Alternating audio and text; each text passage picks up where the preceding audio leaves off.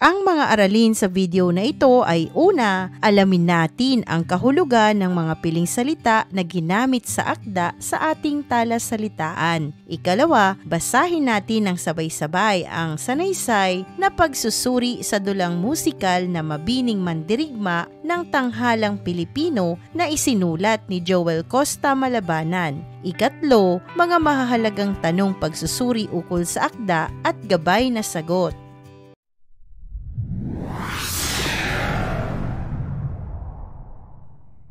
Dumako na tayo sa ating talasalitaan. Alamin natin at unawain ang kahulugan ng mga piling salita na ginamit sa akda. Unang bilang, lunsaran, lugar kung saan idadaos ang isang pagtatanghal o anumang gawain. Ikalawa, daluyan, daanan ng tubig o di kaya kuryente. Ikatlo, pagtatanghal, sining ng pagganap, pagpapalabas o pagpapakita ng isang sayaw, pag-awit at iba pa. Ikaapat, pagkalas, pag-alis o paghihiwalay mula sa pinagkakabitan o kinasasapian. Ikalima, nakagawian, nakasanayang gawin sa mahabang panahon. Ikaanim, lumitaw, sumulpot, nagpakita, sumipot. Ikapito, hangarin, nais marating o makamit, layunin, mithiin. Ikawalo, umangkop, bumagay, tumugma, umayon. Ikasyam, dekonstruksyon, isang disiplina na nagpapakita kung paano ang kahulugan ng teksto ay hindi nananatiling matatag, kundi patuloy na nagbabago at umuunlad sa bawat pagbabasa. Ikasampo, prinsipyo, tumutukoy sa pananaw, paniniwala o pagtingin sa mga bagay-bagay ng isang tao. Ikalabing-isa, mapanlinlang, mapagkunwari, nagpapakita ng hindi totoo. Ikalabindalawa, balangiga, kampana, batingaw. Ikalabing-tatlo, sumasagisag, sumisimbolo, kumakatawan.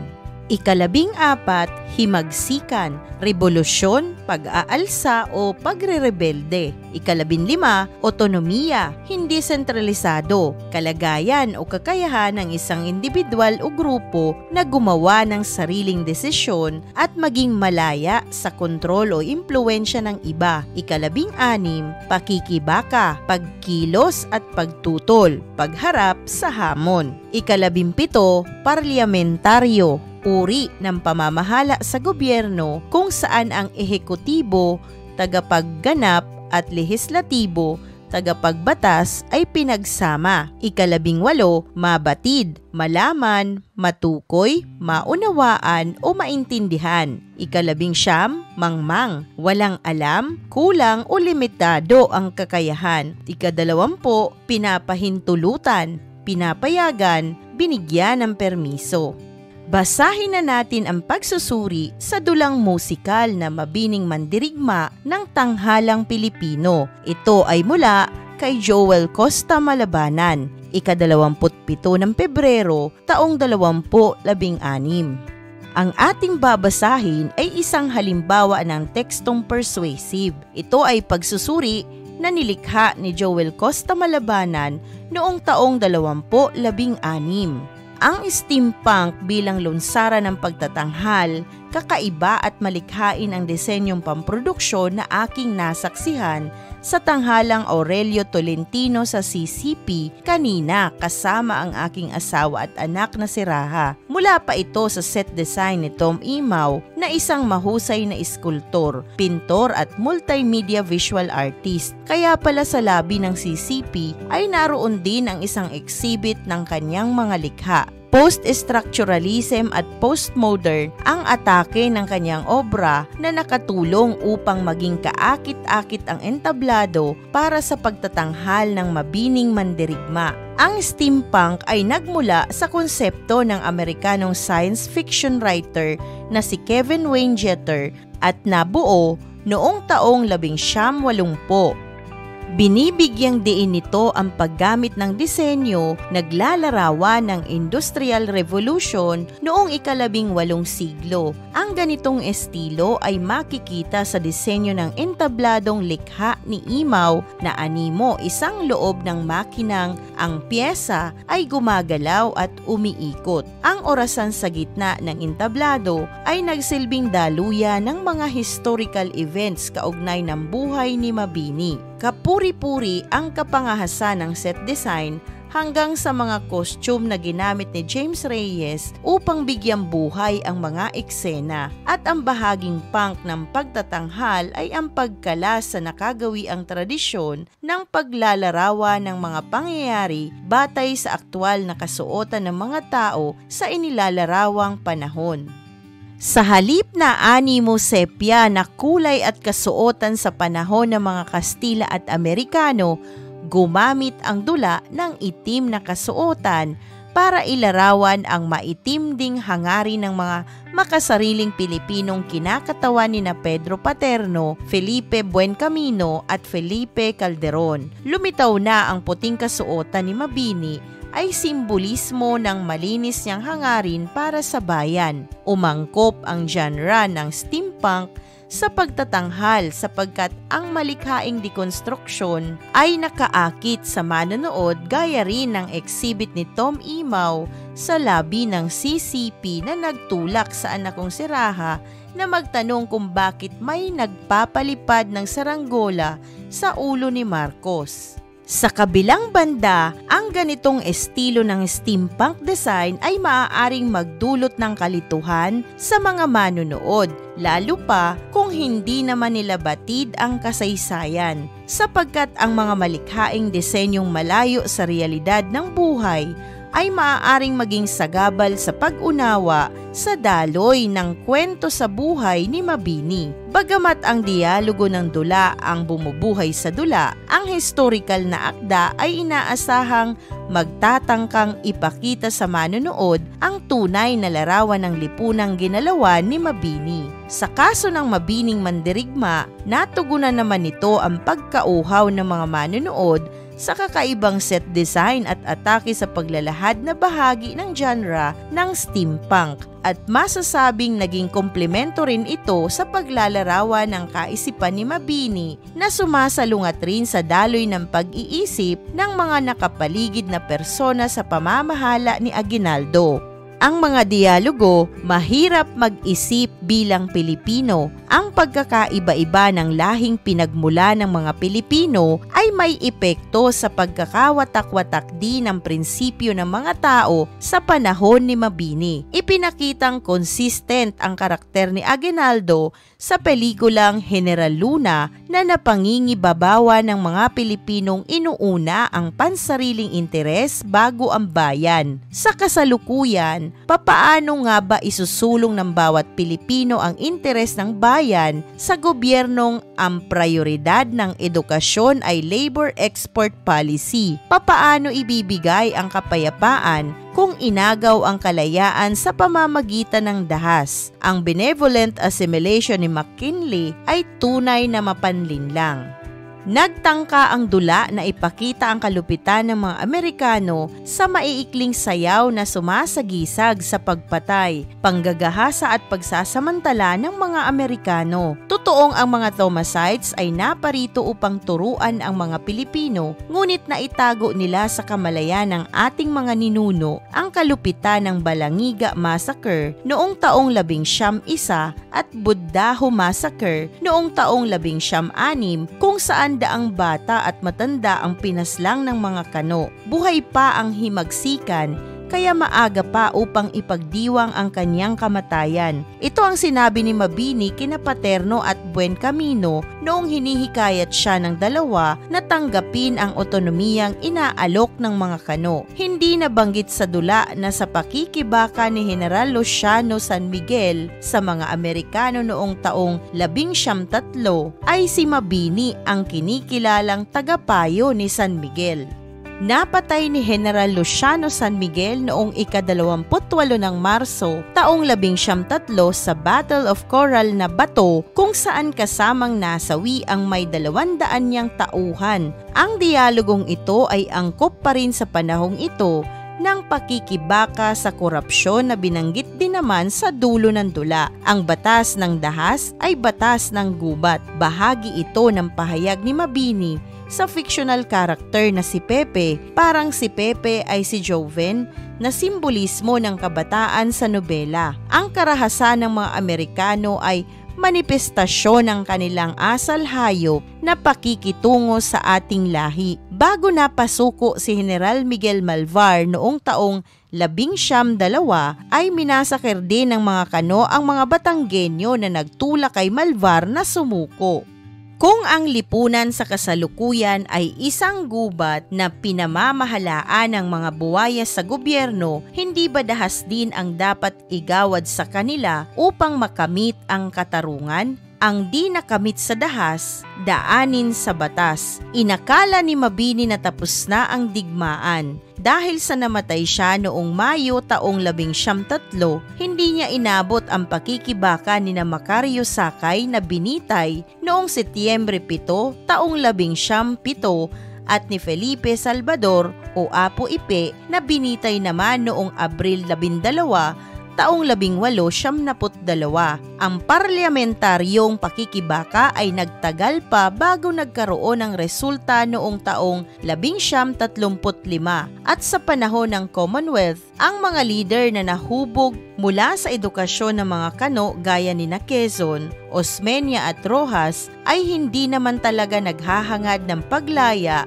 dahil sa kanilang mga negosyong pinoprotektahan na walang pinagkaiba sa imahe ni na Buen Camino at Paterno. Digma ay tapos na sa Kanayunan. Hindi natapos ang digmaan sa Kanayunan pagkatapos ng pagsuko ni Malvar. Itinago sa atin ng mga Thomasites ang kadakilaan ni Teodoro Acedillo, Ruperto Rios, Dionisio Magbuelas, Julian Montalan, Cornelio Fizardo at marami pang iba. Isa ito sa mga sablay na dialogo ng script dahil alam ni Mabini na nakikipaglaban pa ang mga kagaya ni General Luciano San Miguel at maging si General Arthur MacArthur ay nagulat nang mabatid na katatapos pa lamang ni Mabining nanumpa ng katapatan sa Amerika ay nakikipag-ugnayan na agad ito sa mga rebelde at lalong hindi angkop ang dialogong nabanggit sa kasalukuyan sapagkat ang pakikibaka ay nagpapatuloy pa rin laban sa mga naghaharing uri sa lipunan. Mahalin mo ang Pilipinas ng higit sa iyong sarili. Isa ito sa pinakamakabuluhang mensahe ng Mabining mandirigma na marahil ay halaw sa dekalogo ni Mabini. Kung ang lahat lamang sanang pinuno ng bansa ay may ganitong pananaw, baka maunlad na ang Pilipinas at hindi na kailangan pang magpaalipin sa mga dayuhan bilang OFW. Mapait na sumpa ang maging mangmang. Bahagi ito ng pakikipag-usap ni Mabini sa kanyang paghahangad na matuto. Hindi masyadong nabigyang pansin ang papel ni Padre Valerio Malabanan na isa sa mga unang gurong Pilipino na nakaimpluwensya sa maraming kabataan. Katunayan ay binanggit din siya ni Rizal bilang guro ng karakter na si Placido Penitente sa El Filibusterismo.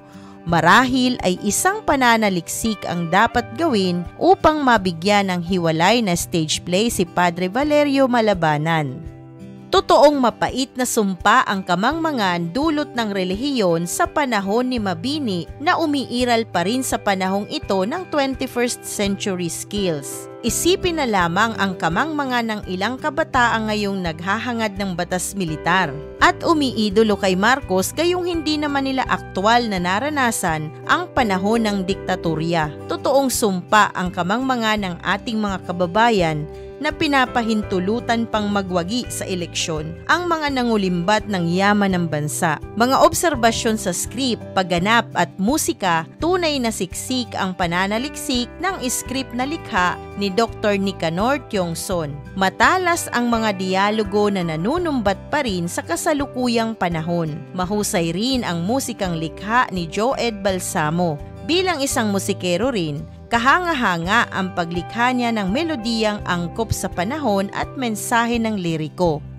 Mahusay rin ang direksyon ni Chris Miliado, bagamat mas mainam kung nasa unang bahagi ang eksena ng pananaginip ni Mabini at pakikipag-usap niya kay Del Pilar. Hulyo 4, taong 1876 nang mamatay si Marcelo H. Del Pilar sa Barcelona, Spain, at sa tingin ko ay mas mainam na sa bandang una ito inilagay bilang bahagi ng pagbibigay iskema sa manunood hinggil sa background ni Mabini. Ganun pa man, malamang ay bahagi ito ng artistic license ng direktor. Ang pagganap ng mga artista, lalo pa si Binibining Lisel Batucan, ay kahanga-hanga. Mahirap ang umarte sa entablado, ngunit mas mahirap kung may kasamang pag-awit. Mahusay rin ang gumanap na aginaldo na si Arman Ferrer sa aking napanood, at kahit ang papel ni na Jonathan Tandioan, Marco Viana at J.V. Ibaste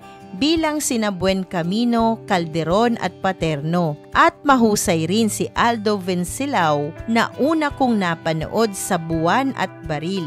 Tunay na kahanga-hanga ang mga artistang ito na bahagi ng pagsasanay at paggabay ni Tatang Nanding Joseph. Ang ganitong pagtatanghal ay hindi na napapanood ng maraming Pilipino.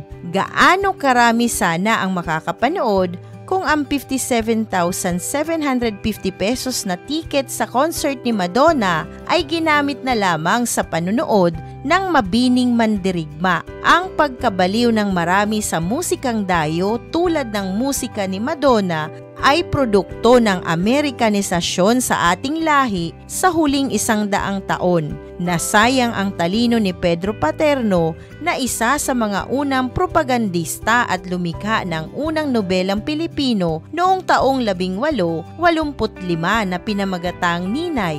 Malikhain ang pagtatangka ng dula na ipakitang maging ang talino ni Paterno sa pagsulat ay ginamit niya sa paglikha ng mga pagtatanghal na maka-Amerikano. At tama ang dula sa pagpapahayag nito sa katapusan na marami pa ring Paterno, Buen Camino at Calderon sa kasalukuyan. Ang kahinaan ni Aguinaldo bilang leader ay masasalamin din natin sa kasalukuyang Pangulo na sinayang ang 6 na taong panunungkulan. Tunay na dapat kilalanin sa kasalukuyan ang kabayanihan ng ka-birthday kong bayani na si Apolinario Mabini. Marahil, pagkatapos manood ng mga kabataang nakasabay ko kanina ay nabigyang linaw ang papel ni Mabini sa kasaysayan at marahil sa hinaharap wala nang kabataang magtatanong kung bakit palaging nakaupo si Mabini. Ating nabasa ang halimbawa ng tekstong persuasive na pagsusuri sa dulang musikal na pinamagatang Mabining Mandirigma ng Tanghalang Pilipino. Ito ay pagsusuri mula kay Joel Costa Malabanan noong ika-27 ng Pebrero taong 2016. Dumako tayo sa mahahalagang pagsusuring tanong ukol sa teksto na ating binasa.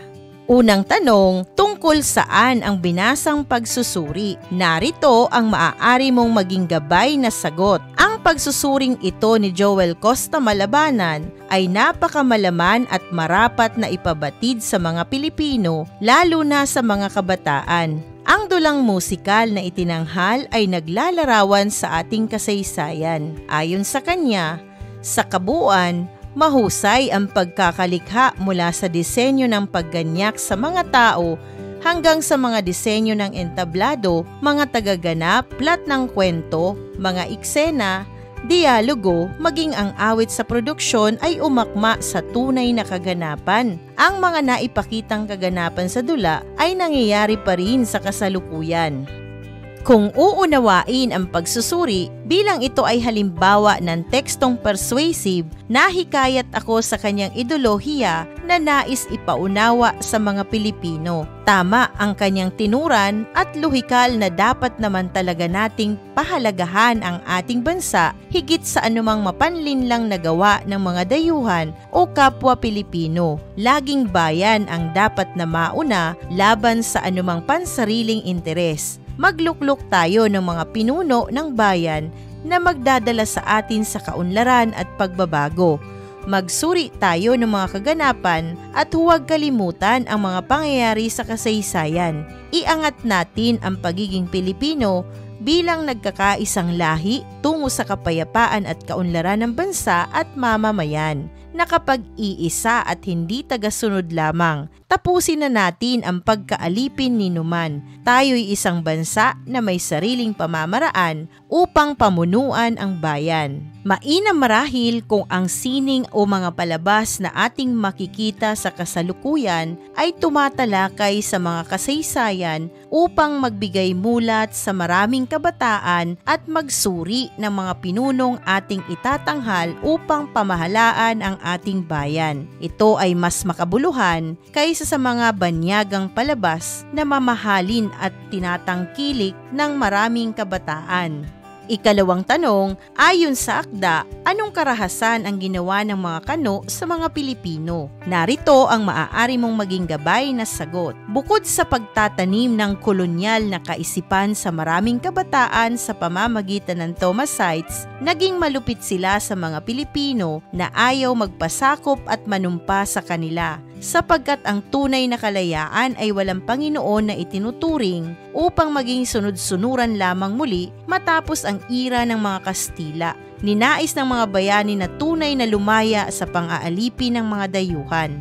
Bago nila napasuko si Miguel Malvar noong taong 1902, minasaker ng mga Kano ang mga Batanggenyo na nagtulak kay Malvar upang sumuko. Binitay si Macario Sakay, Felipe Salvador o Apo Ipe. Itinago din nila ang kabutihan at pakikibaka ng mga Pilipino para sa tunay na kalayaan ng bansa. Ang kalupitan ng Balangiga Massacre at Buddaho Massacre kung saan daang bata at matanda ang pinaslang ng mga Kano. Ang mga kaganapan bagamat nakalipas na ay hindi pa rin dapat kalimutan ng mga Pilipino. Maging matalino sana sa pagkilatis ng mga pinuno, wala na dapat paterno at buen kamino na lulutang pa sa bagong panahon. Dumami sana ang mga katulad ni Mabini at iba pang bayani na pinili ang Pilipinas higit sa kanilang buhay. Isang mahalagang aralin muli ang iyong napanood. Maraming salamat sa panonood sa channel na Aralin sa Filipino. Huwag mag-atubiling mag-comment ng inyong tanong, suggestions o paglilinaw ukol sa aralin. Munting kahilingan sa iyong kaibigan, paki-like, share and subscribe para updated ka sa mga susunod pang bagong video ng Aralin mo sa Filipino.